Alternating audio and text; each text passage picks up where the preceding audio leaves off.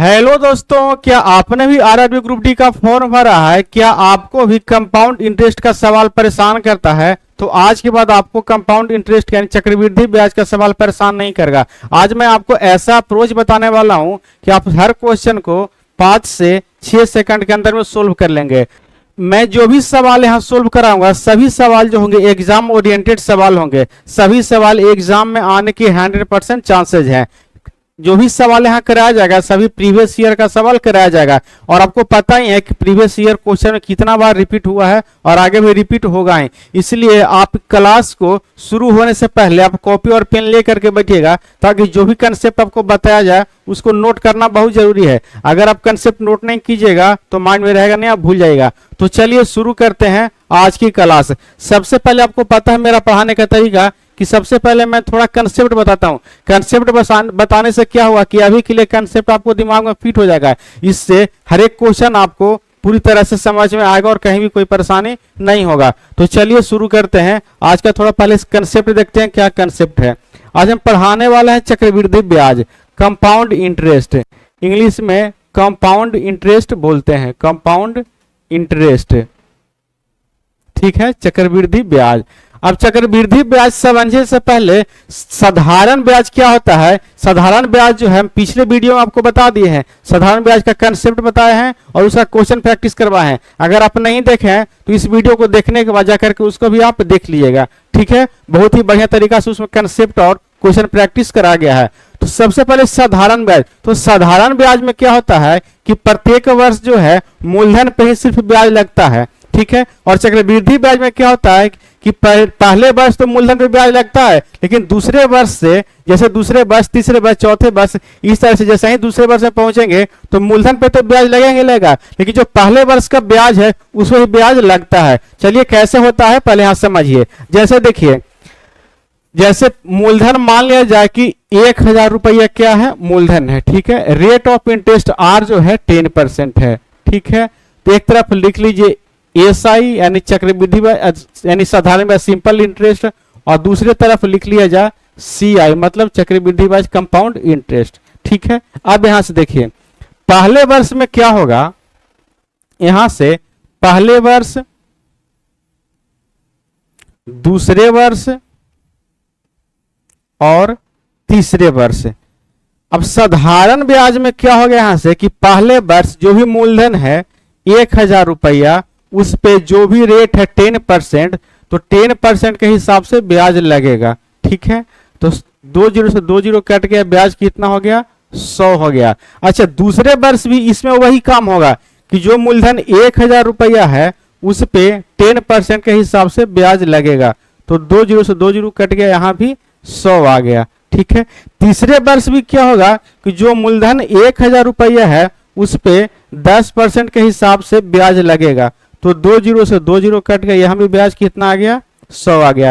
यानी आप देख रहे हैं यहां से कि आप देख रहे हैं यहां से कि प्रत्येक वर्ष सिंपल इंटरेस्ट में जो है ब्याज बराबर है। यहां भी 100, पहले वर्ष भी 100 है, दूसरे वर्ष भी 100 है और तीसरे वर्ष भी 100 है। यानी हर एक साल साधारण ब्याज में ब्याज बराबर है। अच्छा, पहले वर्ष यहां चक्रवृद्धि ब्याज में देखिए कि जो भी मूलधन है प्रिंसिपल है 1000 रुपया, उस पे 10% के हिसाब से ब्याज लगेगा, तो 20 से 20 कट गया, यानी कितना आ गया, 100 आ गया। यानी पहले वर्ष का चक्रवृद्धि ब्याज भी 100 रुपया ही होगा। यानी यहां से एक बात कंफर्म हुआ कि पहले वर्ष का चक्रवृद्धि ब्याज और साधारण ब्याज दोनों बराबर होता है। ठीक है, अब दूसरे वर्ष में इसमें क्या होगा कि जो भी मूलधन 1000 है उस पे तो ब्याज लगेगा ही लगेगा, प्लस जो पहले वर्ष का ब्याज आया 100 रुपया उस पे भी ब्याज लगेगा, तो कितना हो गया, 1100 गुना 10/100, तो यहां से कितना आ जाएगा, तो 110 रुपया आ जाएगा।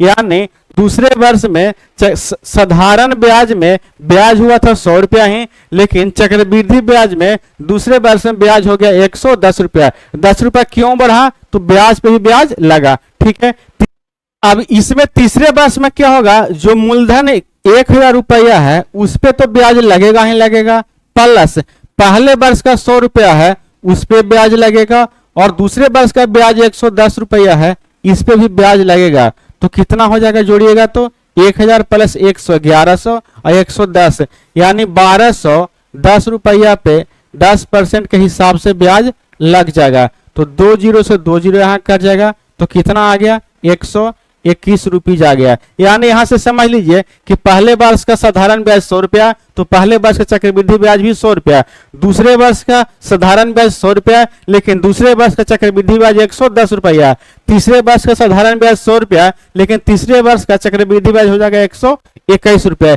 यानी ब्याज पे भी ब्याज लगता है। ठीक है, जैसे देखिए यहां से, जैसे यहां से देखिए, जैसे प्रिंसिपल मान लीजिए कि देता है 10,000 रुपया, ठीक है, प्रिंसिपल देता है 10 रुपया, ठीक है, रेट ऑफ इंटरेस्ट है 10%, रेट ऑफ इंटरेस्ट है 10% और टाइम जो है 2 वर्ष है, टाइम जो क्या है 2 वर्ष है, ठीक है, टाइम जो है 2 वर्ष है।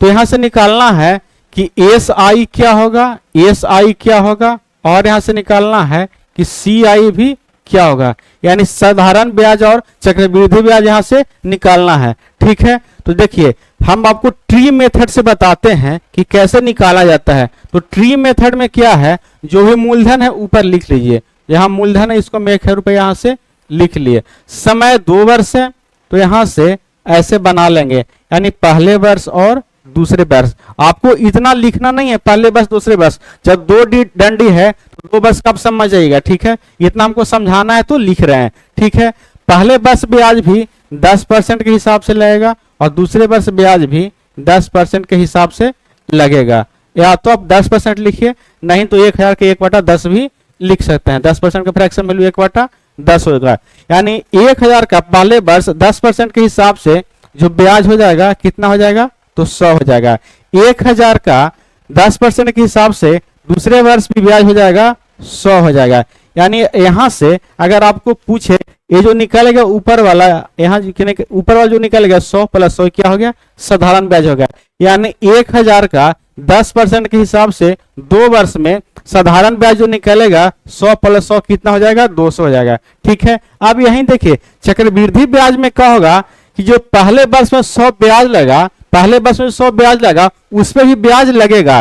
तो इस 100 पे 10% के हिसाब से ब्याज लगेगा, तो 10% के हिसाब से ब्याज कितना हो जाएगा, तो 10 हो जाएगा। ठीक है, 100 पे 10% के हिसाब से ब्याज कितना होगा, तो 10 हो जाएगा। ठीक है, अब देखिए अगर आपसे चक्रवृद्धि ब्याज पूछे, अगर आपसे चक्रवृद्धि ब्याज पूछे, सी आई पूछे, तो सी आई में सब जुड़ जाएगा, 100 प्लस 10 तो हो जाएगा यहां से 210। अगर आपसे एस आई पूछे तो एस आई सिर्फ और सिर्फ फर्स्ट लाइन वाला होता है, एस आई सिर्फ यही होता है, एस आई सिर्फ यही होता है। एस आई हो गया 100 प्लस 100 कितना, तो 200 हो गया। ठीक है, दोनों का अंतर अगर आपसे पूछे तो अंतर यही होता है। ठीक है, सी आई माइनस एस आई कितना हो जाएगा, तो 10 हो जाएगा। सी आई माइनस एस आई क्या हो जाएगा, 10 हो जाएगा। इस मेथड से आपको सी आई भी निकल जाएगा, एस आई भी निकल जाएगा और सी आई और एस आई का डिफरेंस भी निकल जाएगा। ठीक है, आप इतना समझ लिए। चलिए आपको समझ में आ गया होगा कि साधारण ब्याज और चक्रवृद्धि ब्याज में क्या अंतर होता है। चलिए अब थोड़ा फॉर्मूला है उसको भी थोड़ा सा हम देख लेते हैं। 2 वर्ष के लिए, 2 वर्ष के लिए सी आई और एस आई का अंतर अगर आपसे पूछ दे तो इसका निकालने का फॉर्मूला क्या होता है, तो डिफरेंस बराबर होता है पी आर स्क्वायर बटे में 100 का स्क्वायर, पी आर स्क्वायर बटे में यहां से हो जाएगा 100 का स्क्वायर हो जाएगा, पी आर स्क्वायर बटे में हो जाएगा यहां से 100 का स्क्वायर हो जाएगा। ठीक है, आप इसको ध्यान में रखिएगा।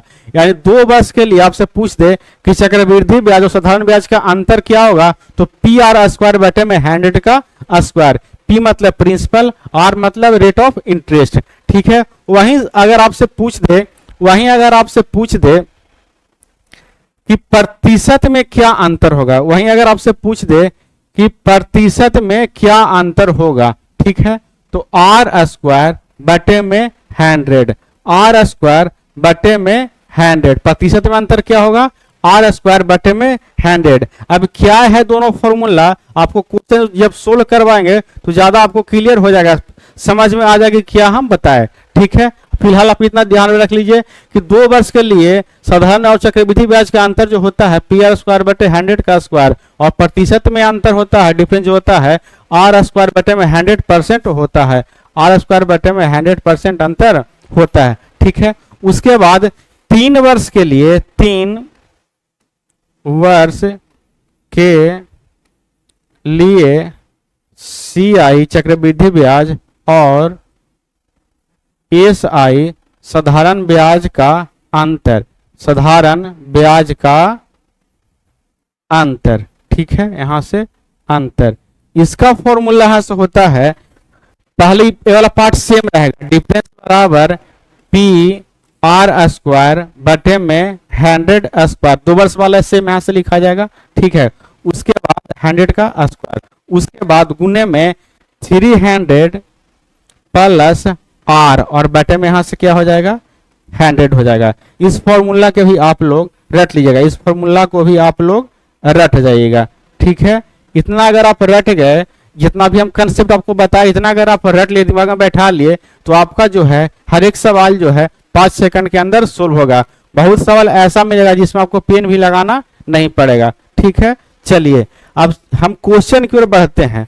क्वेश्चन क्या कहता है, आप देखिए क्वेश्चन, इतना कंसेप्ट आप समझ लिए, अब क्वेश्चन जब यहां से सोल्व कीजिएगा तो बहुत ही आसानी से क्वेश्चन क्या हो जाएगा, सोल्व हो जाएगा। ठीक है, अब यहां से देखिए, चलिए पहला सवाल क्या कर रहा है, यदि 2 वर्ष पहले 3000 वार्षिक 4% चक्रवृद्धि ब्याज की दर से उधार लिए थे तो उसे चुकाने हेतु आज कुल कितनी राशि का भुगतान करना होगा। यहाँ चक्रवृद्धि ब्याज नहीं पूछ रहा है, कुल कितनी राशि का भुगतान करना होगा, मतलब यहाँ से अमाउंट पूछ रहा है, मिश्रधन पूछ रहा है। तो सबसे पहले अगर हम चक्रवृद्धि ब्याज निकाल लेते हैं, उसे प्रिंसिपल को जोड़ देंगे तो हमारा मूलधन, हमारा मिश्रधन क्या हो जाएगा, निकल जाएगा। ठीक है, तो कितना है, तो 3000 है।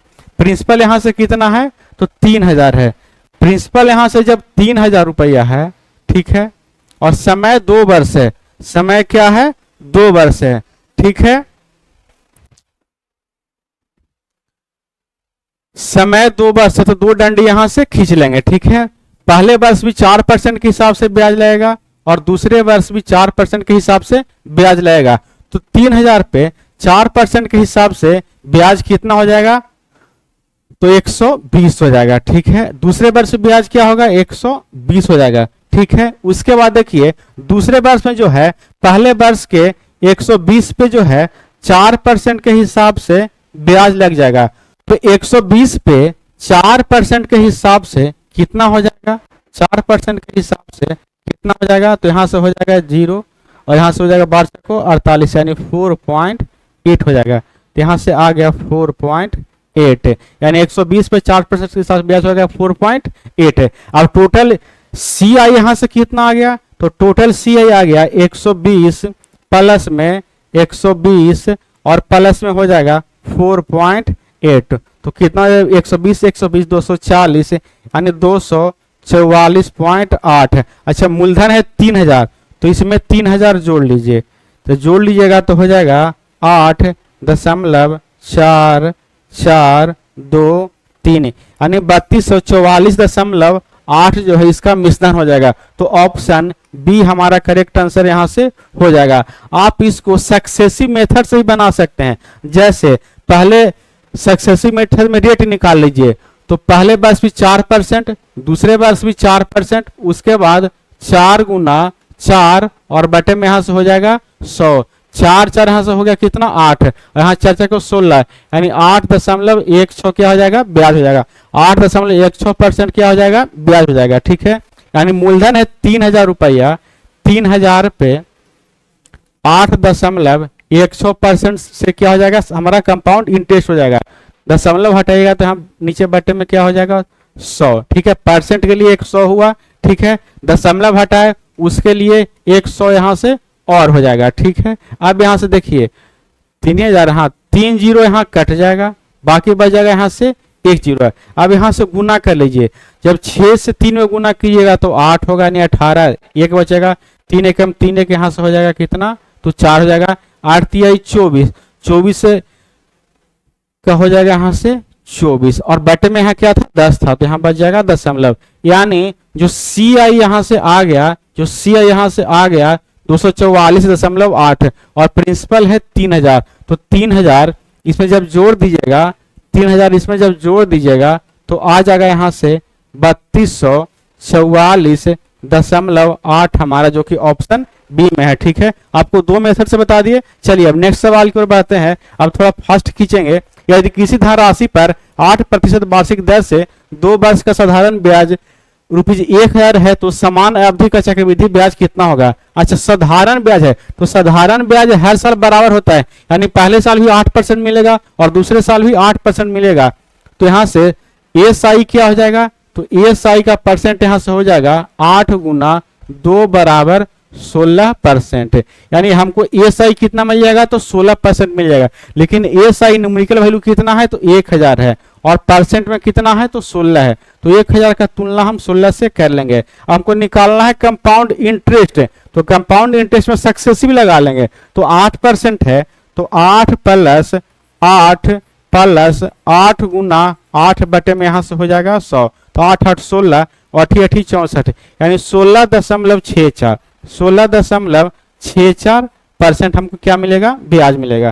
ठीक है, तो अब यहाँ से काट लीजिएगा, तो दशमलव हटाइएगा तो यहाँ बचेगा नीचे 100, 2 जीरो से 2 जीरो कट गया, एक मतलब 16 16 चको 64 104, इसका मतलब है कि 1040 हमारा क्या हो जाएगा, तो कंपाउंड इंटरेस्ट ऑप्शन सी हमारा करेक्ट आंसर यहाँ से हो जाएगा। चलिए नेक्स्ट सवाल की ओर बढ़ते हैं। आप पूरी सीरीज को देखिएगा और जो भी बता रहे हैं उसको नोट करते चलिएगा, आपको बहुत कुछ सीखने को मिलेगा। अगर आपको कंटेंट अच्छा लग रहा है तो हमारे वीडियो को लाइक कर लीजिए और दोस्तों में शेयर भी कर दीजिए ताकि उनको भी कुछ फायदा हो जाए। चलिए सवाल नंबर 3 क्या कह रहा है, 12,500 पर 3% वार्षिक दर से 3 वर्ष के चक्रवृद्धि ब्याज ज्ञात कीजिए। जो ब्याज की गणना वार्षिक चक्रवृद्धि आधार पर की जाती है। ठीक है, चलिए 12,500 रुपया है, प्रिंसिपल क्या है, तो 12,500 है, इसमें 3 वर्ष ब्याज लग रहा है, पहले वर्ष, दूसरे वर्ष और तीसरे वर्ष, और रेट ऑफ इंटरेस्ट है 3%। तो पहले वर्ष में 12,500 पे 3% के हिसाब से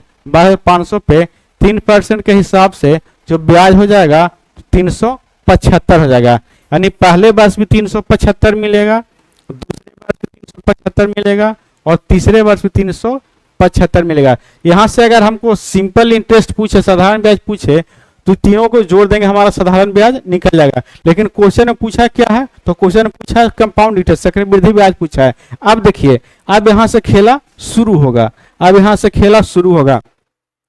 अब इस देखिए, इस 375 पे दूसरे वर्ष का ब्याज है, इस पे 3% के हिसाब से तीसरा वर्ष ब्याज लगेगा। तो 375 पे 3% के हिसाब से जब ब्याज लगेगा तो यहाँ आ जाएगा 11.25, यानी यहां से हो जाएगा 11.25। ठीक है, अब देखिए, अभी पहले वर्ष का 375 वाला जो ब्याज है, इस पे दूसरे वर्ष ब्याज लगेगा और यहां से तीसरे वर्ष ब्याज लगेगा। तो दूसरे वर्ष जो इसका ब्याज होगा यहां से हो जाएगा 11.25 और तीसरे वर्ष ब्याज हो जाएगा इस पे 11.2 वर्ष। अब देखिए एक चीज और बचा, अभी दूसरे वर्ष का जो 11.25 है, इस पे भी तीसरे वर्ष ब्याज लगेगा।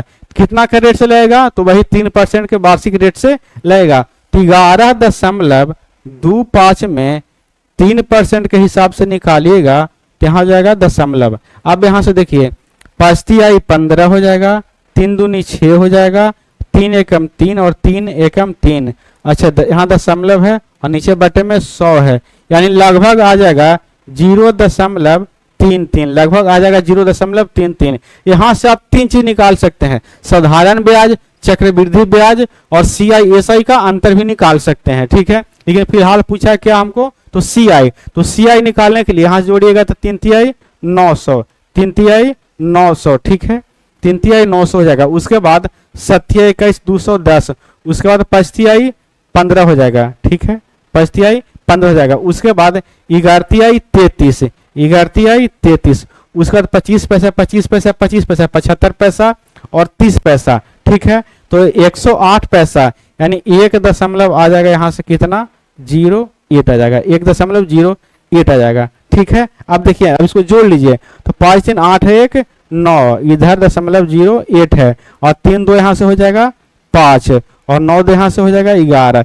लगभग 1159 रुपये आ जाएगा। 1159 ऑप्शन सी में, तो ऑप्शन सी हमारा करेक्ट आंसर यहाँ से हो जाएगा। चलिए सवाल नंबर 4 की बात है। 4 क्या कह रहा है? सवाल नंबर 4 हमारा क्या कह रहा है? यदि 80,000 की राशि को 4% वार्षिक चक्रवृद्धि ब्याज की दर पर, जहां ब्याज की गणना छमाही चक्रवृद्धि आधार पर की जाती है, तो इस पर प्राप्त चक्रवृद्धि ब्याज की दर ज्ञात कीजिए। अच्छा, 4% वार्षिक है, 4% वार्षिक है, इसको जब छमाही में चेंज कीजिएगा तो आ जाएगा 2% छमाही, आ जाएगा यहाँ से 2% छमाही। ठीक है, समय 1 वर्ष है, समय 1 वर्ष है, इसको जब छमाही में चेंज कीजिएगा तो 2 छमाही हमारा आ जाएगा। ठीक है, वैल्यू क्या आ गया? 2 छमाही, रेट आ गया 2% छमाही। अच्छा, अब यहाँ पे हम 80,000 लेकर के सोल्व नहीं करेंगे, सोल्व होगा उससे भी, लेकिन हम 80,000 लेके क्यों सोल्व करें? 2 जीरो हटा देते हैं, 8,000 लेके सोल्व करते हैं। ठीक है, 8,000 लेके सोल्व कर लेते हैं। जब 8,000 लेके सोल्व करेंगे और जो भी हमारा आंसर आएगा उसमें 2 जीरो हम चिपका देंगे तो हमारा आंसर करेक्ट हो जाएगा। ठीक है, इसे थोड़ा बार बार हमको 2 जीरो लिखना नहीं पड़ेगा। ठीक है, अब मूलधन है 8,000, प्रिंसिपल 8,000 है और समय 2 है, 2 छमाही, तो पहले वर्ष दूसरे वर्ष, यहाँ भी 2% के हिसाब से ब्याज लगेगा, यहाँ भी 2% के हिसाब से ब्याज लगेगा। इतना आपको लिखना नहीं है, मन में ही समझना है, लिखने में टाइम क्यों वेस्ट करना है, हमको याद नहीं कि 2% के हिसाब से ब्याज लगेगा। ठीक है, चलिए अब आगे देखिए, आगे क्या हो रहा है। जब 8,000 पे 2% के हिसाब से ब्याज लगेगा, 2% के हिसाब से ब्याज लगेगा, तो ब्याज कितना हो जाएगा? तो 160 हो जाएगा, यहाँ भी हो जाएगा 160। अब ये 160 पे भी जो है 2% के हिसाब से ब्याज लगेगा, तो 160 पे 2% के हिसाब से जब ब्याज लगेगा तो हो जाएगा बटे में 100, 1 जीरो से 1 जीरो, 16 दूनी 32, यानी 3.2 हो जाएगा, 3.2 हो जाएगा। ठीक है, अब टोटल ब्याज हमसे पूछा है तो 160 और 160 320। ठीक है, यानी 300 कितना हो जाएगा? 23, 323.2, यानी हमारा से यहाँ से CI आ गया 323.2 रुपया। और 2 जीरो यहाँ हम हटाए थे, तो 2 जीरो से यानी 100 से हम क्या कर लेंगे? गुना कर लेंगे। 100 से यहाँ क्या कर लेंगे? गुना कर लेंगे। अच्छा, कुछ गलत तो इसमें नहीं होगा। अच्छा, 100 से जब यहाँ गुना करेंगे तो यहाँ हो जाएगा 3232। कुछ गड़बड़ हो गया कहीं, कुछ गड़बड़ कहीं हो गया क्या? 160 पे 80 80 160, ठीक है, 80 80 160, 32 32 तो ठीक है।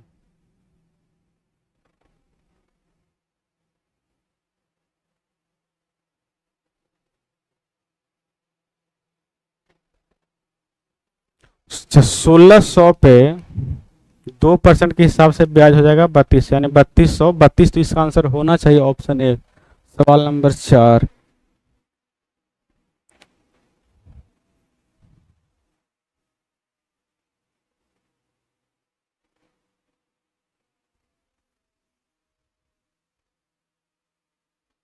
अच्छा हाँ, देखिए यहां से गलत हो गया, हम यहाँ 8,000 लिए हैं, एक ही जीरो हटाया ना है, तो यहाँ 100 से ही गुना होगा। हम यहाँ से 2 जीरो हटाया समझ लिए थे, अब यहाँ से देखिए हम 2 जीरो हटाया समझ लिया, 100 से गुना कर दिया, यहाँ 10 से ही गुना होगा, एक ही जीरो कम किया है ना।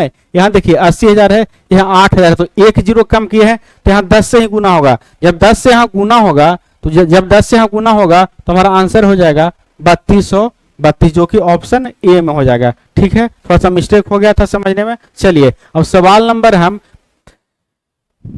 6 की ओर बढ़ते हैं। 6 हमारा क्या कह रहा है, सवाल नंबर पे क्या कह रहा है? ठीक है, इसमें देखिए अब क्या कह रहा है। ब्याज की गणना वार्षिक चक्रवृद्धि आधार पर किए जाने पर 10,000 की धनराशि एक निश्चित वार्षिक चक्रवृद्धि की दर से 2 वर्ष में इतना हो जाती है, तो वार्षिक ब्याज की दर ज्ञात कीजिए। अच्छा, रेट निकालना है। ठीक है, एक यानी 10,000 की जो राशि है बढ़ करके हो जाती है 11,025, 11,025 हो जा रही है। ठीक है, सबसे पहले इसको 25 से काट लीजिए। जब 25 से काटिएगा तो 25 को 100, यहाँ हो जाएगा 400, और यहाँ हो जाएगा 25 को यानी 441 हो जाएगा। ठीक है। अब समय 2 वर्ष है तो दोनों तरफ वर्गमूल लगा दीजिए, ये तो रेशियो आ गया ना, दोनों तरफ वर्गमूल लगा दीजिए, ठीक है। 400 जो है 20 का वर्गमूल है और 441 जो है 21 का वर्गमूल है, यानी ये जो रेशियो आ गया 1 वर्ष के मूलधन का आ गया, ठीक है। 1 वर्ष का मूलधन का आ गया, मूलधन और मिश्धन का, ठीक है। 1 वर्ष का मूलधन और मिश्धन का रेशियो आ गया, यानी कोई धन जो है 1 वर्ष में 20 से बढ़ करके 21 हो जा रही है तो कितना बढ़ रही है, 1 बढ़ रही है, कितना पे, तो 20 पे। अब 1/20 का मतलब हो गया 5%, यानी आर क्या है, तो 5% है, ठीक है। चलिए अब नेक्स्ट सवाल की ओर बढ़ते हैं। यदि चक्रवृद्धि ब्याज की दर वार्षिक रूप से संयोजित होती है तो 10% वार्षिक चक्रवृद्धि ब्याज की दर पर 10,000 की राशि कितने वर्षों में बढ़कर 13,310 हो जाएगी। अब 10,000 की राशि है, ठीक है, 10,000 की राशि है बढ़कर 13,310, यानी कितने वर्षों में आ जाएगी। यहाँ रेट ऑफ इंटरेस्ट 10% दिया है तो इससे कोई मतलब नहीं है, इससे कोई मतलब नहीं, ठीक है। यहाँ देखिए इसका रेशियो निकाल लीजिए तो 1 0 से 1 0 कट गया तो यहाँ बच गया 1000 और यहाँ बच गया कितना, 1331।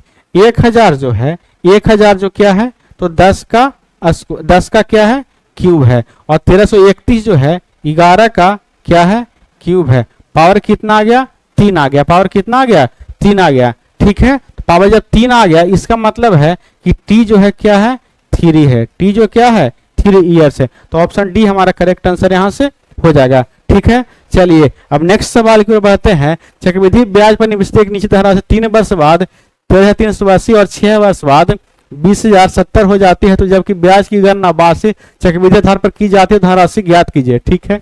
कोई पी राशि है जो 3 वर्ष बाद 13,380 हो जाती है, उसके 3 वर्ष यानी 6 वर्ष बाद वो जो हो जाती है 20,070 हो जाती है, ठीक है। यहाँ से यहाँ होने में 3 वर्ष का समय लगा और यहाँ से यहाँ होने में भी 3 वर्ष का समय यहाँ से लग गया, और यहाँ से यहाँ डायरेक्ट होने में कितना लगा, तो 6 वर्ष का समय लग गया। यानी जितना 3 वर्ष यहाँ लगा 3 वर्ष यहाँ भी लगा। इसका मतलब है कि जिस रेशियो से यहाँ से 13,380 से 20,070 होगा उसी रेशियो से पी से 13,380 हुआ होगा, ठीक है। तो सबसे पहले इसका हम रेशियो निकाल लेते हैं, तो 20,070 और 13,380 का हम रेशियो निकालते हैं, ठीक है। तो 1 0 से 1 0 काट लिए, ठीक है। अब यहां से देखिए अब 3 से काट लेते हैं, जब 3 से काटिएगा तो यहां से हो जाएगा, 3 से काटिएगा तो 6 तिहाई हो जाएगा 18, ठीक है, 6 तिहाई 18 और फिर 6 तिहाई 18, 9 तिहाई 27। 3 से इसको काटिएगा तो यहाँ से हो जाएगा 4 तिहाई 12, 4 तिहाई 12 उतरेगा 1 तो 13 हो जाएगा, फिर 4 तिहाई 12 और 6 तिहाई 18 है। अब 223 से देखिए दोनों कट रहा है, 223 से इसको काटिएगा तो 2 मरतबे कटेगा और 223 से इसको काटिएगा तो 3 मरतबे कट जाएगा, ठीक है। यानी रेशियो आ गया 3:2, यानी इसका मतलब है जो ये जो राशि बढ़ा होगा 3/2 इंटू के हिसाब से बढ़ा होगा, तो यहाँ भी जो राशि बढ़ा होगा समय बराबर है तो 3/2 के हिसाब से बढ़ा होगा। इसका मतलब है P का 3/2 गुना जब करेंगे तो हमें जो है 13,380 रुपया का राशि मिल जाएगा। हमको निकालना है P का वैल्यू, धनराशि का निकालना है, तो 3 से काट लीजिएगा तो 4 तिहाई 12, 4 तिहाई 12 यहाँ से हो जाएगा, यानी 6 तिहाई 18, ठीक है, और यहाँ से हो जाएगा क्या 0, ठीक है, यहाँ से कट गया। अब गुना कीजिएगा तो 0 हो जाएगा, 6 दूनी 12, 4 दूनी 8 1 9 और 4 दूनी 8, 8920 रुपया इसका क्या हो जाएगा, प्रिंसिपल ऑप्शन सी हो जाएगा, ठीक है। चलिए अब सवाल नंबर आगे बढ़ते हैं। क्या कह रहा है, 10,000 की राशि पर 5% वार्षिक ब्याज दर से 2 वर्ष में प्राप्त होने वाले चक्रवृद्धि ब्याज और साधारण ब्याज का अंतर क्या होगा। फॉर्मूला आपको हम कंसेप्ट में बताए हैं, क्या आंसर होगा आप वीडियो रोकिए और इसका आंसर फाइंड करके उसके बाद वीडियो को आप देखिएगा। चलिए हम यहाँ से बताते हैं अंतर क्या होता है, तो D बराबर होता है PR² बटे में 100²। प्रिंसिपल है 10,000 गुने रेट ऑफ इंटरेस्ट है 5, तो 5 × 5 बटे में 100² मतलब 100 × 100 हो जाएगा, ठीक है। 4 0 से 4 0 कट गया, 5 5 25, यानी अंतर क्या आ गया CA और SI का यानी अंतर आ गया 25। देखिए फॉर्मूला याद है तो कितना आसानी से बन गया। ठीक है, यही तो एक फॉर्मूला याद करना है, एक 2 वर्ष वाला एक 3 वर्ष वाला, बाकी तो सब ऐसा ही बन जाता है। ठीक है, चक्रवृद्धि ब्याज अब आप लोगों को लगता है कि चक्रवृद्धि ब्याज बहुत ही हार्ड है, लेकिन सबसे इजी चक्रवृद्धि ब्याज चैप्टर है, इसमें कुछ ज्यादा तामझाम है नहीं। चलिए अब आगे बढ़ते हैं। आज का सवाल नंबर 9 क्या कह रहा है, 10,000 पर 3 वर्ष वार्षिक दर से 3 वर्ष पर प्राप्त साधारण ब्याज और चक्रवृद्धि ब्याज के बीच का अंतर क्या है। देखिए 3 वर्ष वाला आ गया, तो 3 वर्ष वाला में क्या बताए थे, डी बराबर पी आर स्क्वायर बटे में 100 स्क्वायर इंटू 300 प्लस आर और बटे में हो जाएगा यहाँ से 100। ठीक है, पी है 10,000, उसके बाद आर है कितना, तो 3%, तो 3 गुना 3 और बटे में 1 पे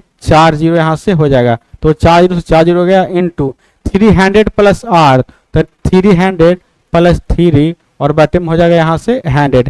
यहाँ से हो गया 9 गुना यहाँ से हो जाएगा 3.03 जब गुना कीजिएगा तो 9 × 27 2.9 यानी अंतर क्या हो जाएगा 27.27। ठीक है, देखिए यहाँ एक और कंसेप्ट आपको बता दे रहे हैं, एक बताए थे आपको कि प्रतिशत डिफरेंस क्या होगा। ठीक है, तो क्या बताए थे, आर स्क्वायर बटे में 100 होगा, इसे भी आपको हम सोल्व करके बता दे रहे हैं। ठीक है, देखिए तो यहाँ से प्रतिशत ब्याज में अंतर क्या होगा, तो आर स्क्वायर बटे 100 यानी 25 यानी 5 गुना 5 और बटे में हो जाएगा 100 यानी 0.25 क्या हो जाएगा, डिफरेंस हो जाएगा। ठीक है, 0.25% डिफरेंस होगा। ठीक है, अब मूलधन 10,000 है, इसका आप 0.25% यहाँ से निकाल लीजिए, बटे में हो जाएगा 100, हटेगा तो यहाँ से 100 और हो जाएगा। ठीक है, 2 जीरो बैठ जाएगा, अब 4 जीरो से 4 जीरो,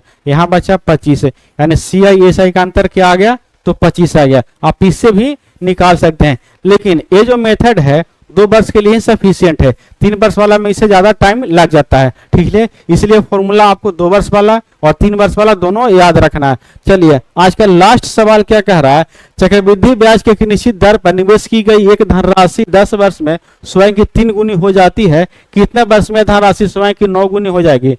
ठीक है, अच्छा स्वयं की 3 गुनी जो होती है कितने वर्ष में हो जाती है, तो 10 वर्ष में। कितने वर्ष में, तो 10 वर्ष में। ठीक है, स्वयं की 3 गुनी हो गई 10 वर्ष में, अब स्वयं की 9 गुनी कह रही है, स्वयं की 9 गुनी। अच्छा 3 को हम 3 का पावर 1 लिख सकते हैं और 9 को हम 3 का पावर 2 लिख सकते हैं। ठीक है, अब आपका काम बन गया। यहाँ से देखिए, यहाँ 1 यूनिट का वैल्यू 10 वर्ष है, तो यहाँ से 2 यूनिट का वैल्यू कितना हो जाएगा, तो यहाँ से 2 से गुना कर लीजिएगा तो आ जाएगा 20 वर्ष, यानी 20 वर्ष स्वयं की 9 गुनी होने में समय लग जाएगा। तो ऑप्शन बी हमारा करेक्ट आंसर यहाँ से हो जाएगा। तो आज का कंटेंट आपको कैसा लगा, इसमें बहुत तरह का टाइप हम आपको सोल्व कराने की कोशिश की है, यानी हर एक टाइप कोशिश की है कि 10 क्वेश्चन में 10 क्वेश्चन जो है अलग अलग टाइप के आपके लिए हम रखें। ठीक है, इसमें रिपीटेड टाइप एक भी नहीं है। तो आपको आज का कंटेंट कैसा लगा, अगर आज का कंटेंट आपको अच्छा लगा तो हमारे वीडियो को लाइक कर लीजिए, दोस्तों में शेयर कर दीजिए। इसी तरह का नेक्स्ट कंटेंट आपके लिए लेकर के आएंगे, तब तक के लिए धन्यवाद।